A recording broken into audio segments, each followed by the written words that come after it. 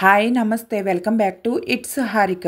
ఈరోజు వీడియోలో వర్షాకాలంలో పొలాల్లో దొరికే గురుక్కూర కర్రీను టేస్టీగా ఎలా తయారు చేయాలో చూసేయండి. ఈ గురుక్కూర వర్షాకాలంలో పొలాల్లో ఎక్కువగా దొరుకుతుందండి. వీటి విత్తనాలను మా ఇంటి పెరట్లో వేసుకున్నాము. గురుక్కూర ఆకు ఎలా ఉంటుంది, మా పెరటిలో ఉన్న గురుక్కూరను కోసి ఈరోజు కర్రీ చేయబోతున్నాను. ఈ కర్రీ టేస్ట్ చాలా బాగుంటుంది. ఈ గురుక్కూరను గులుగు ఆకు, గురుక్కూర ఇలా రకరకాలుగా పిలుస్తారు. ఈ గురుక్కూర కొంచెం ఇంచుమించుగా తోటకూరలా ఉంటుంది. ఈ గురుక్కూరను మన ఇంట్లో కూడా చాలా ఈజీగా పెంచుకోవచ్చండి. మేము ఎప్పుడో ఒకసారి మా ఇంటి పెరట్లో ఈ గురుక్కూర విత్తనాలను చల్లాము. ప్రతి సంవత్సరం వర్షాకాలం స్టార్ట్ అవ్వగానే ఈ గురుక్కూర చాలా ఈజీగా మొక్కలు వచ్చేస్తాయి. తోటకూరను కట్ చేస్తే ఎలా అయితే కొత్తగా చిగుర్లు వస్తాయో ఈ గురుక్కూరను కూడా ఇలా కట్ చేసుకుంటే మళ్ళీ కొత్తగా చిగుర్లు వస్తాయి. నేను కర్రీకి కావలసినంత గురుక్కూరను కట్ చేసుకున్నాను. ఈ గురుక్కూరను కట్ చేసుకున్నప్పుడు వీడియోలో చూపిస్తున్నట్టుగా కొంచెం కాడ ఉండేటట్టుగా కట్ చేసుకోవాలి. ఈ గురుక్కూర కర్రీ వండటానికి ఆకును కట్ చేయనవసరం లేదండి. ఈ గురుక్కూరను నీట్గా 2 సార్లు వాష్ చేసుకోవాలి. నెక్స్ట్ గురుక్కూర కర్రీ వండటానికి వీలుగా ఉండేలా ఒక గిన్నెను తీసుకుని స్టవ్ ఆన్ చేసుకుని స్టవ్ పైన గిన్నె పెట్టుకుని ఈ గిన్నెలో 2 గ్లాసెస్ వాటర్ని వేసుకుని వాటర్లో ముందుగా వాష్ చేసి పక్కన పెట్టుకున్న గురుక్కూరను వేసి ఉడికించుకోవాలి.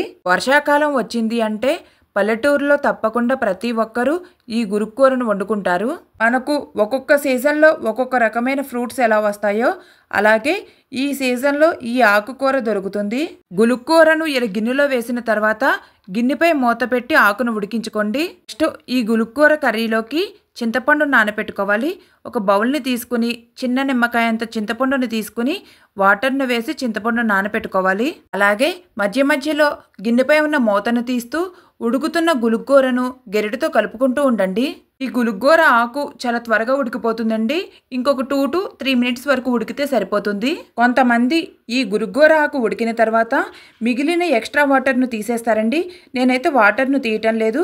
ఈ ఆకుకూర మా పెరటిలో నీట్గా ఫ్రెష్గా ఉంది కాబట్టి వాటర్ను తీయటం లేదు. మీరు కనుక గురుక్కూరను బయట కొన్నట్లయితే వాటర్ను తీసేయచ్చు.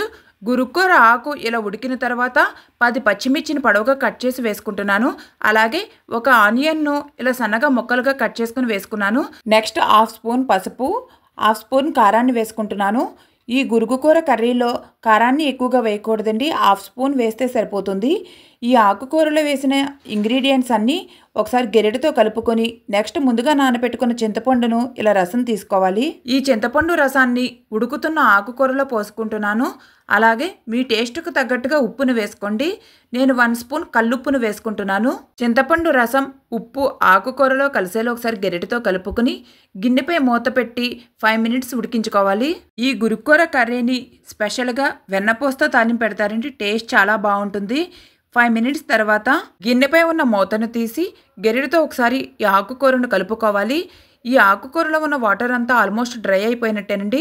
నెక్స్ట్ ఏదైనా స్మాషర్తో కానీ లేదా ఇలా ఒక పప్పు గుత్తును తీసుకుని ఆకుకూరను ఇలా కలుపుకోవాలి. ఈ గురుక్కూర ఆకును మనం కాడలతో వేసుకుంటాం కదా, ఇలా పప్పు గుత్తుతో కలుపుకుంటే మెత్తగా అయ్యి బాగుంటుంది. ఈ ఆకుకూరలో చింతపండు రసాన్ని వేసి ఉడికించుకుంటున్నాం కదా, ఈ పులుపు అంతా ఆకుకూరకు పట్టి టేస్ట్ చాలా బాగుంటుంది. ఆకుకూరను పప్పు గుత్తుతో మెత్తగా అయ్యే వరకు కలుపుకొని ఆకుకూరలో ఉండే వాటర్ అంతా డ్రై అయ్యే వరకు ఉంచి స్టవ్ ఆఫ్ చేసేయచ్చండి. నేను ఇంకా స్టవ్ ఆఫ్ చేసేస్తున్నాను. నెక్స్ట్ ఇలా ఉడికించుకున్న గురుక్కూరను తాలింపు పెట్టుకోవాలి. గురుక్కూర కర్రీని తాలింపు పెట్టుకోవడం కోసం స్టవ్ ఆన్ చేసుకుని స్టవ్ పైన ఏదైనా ఒక పాన్ పెట్టుకుని పాన్లో 2 స్పూన్స్ వెన్నపూసను వేసుకుంటున్నాను. ఈ కర్రీని తప్పకుండా వెన్నపూసతో తాలింపు పెట్టుకోవడానికి ట్రై చేయండి. టేస్ట్ చాలా బాగుంటుంది. మేము ఎప్పుడు ఈ కర్రీని చేసినా వెన్నపూసతోనే తాలింపు పెట్టుకుంటాము. ఈ వెన్నపూసలో 6 to 7 వరకు వెల్లుల్లిని మెత్తగా దంచి వేసుకుంటున్నాను.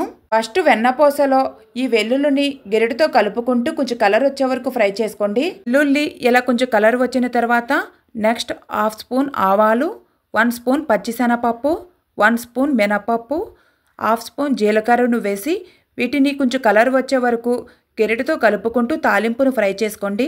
ఈ తాలింపులో వేసిన పచ్చిశనగపప్పు, మినపప్పు బాగా వేగితేనే తాలింపు టేస్ట్ బాగుంటుందండి.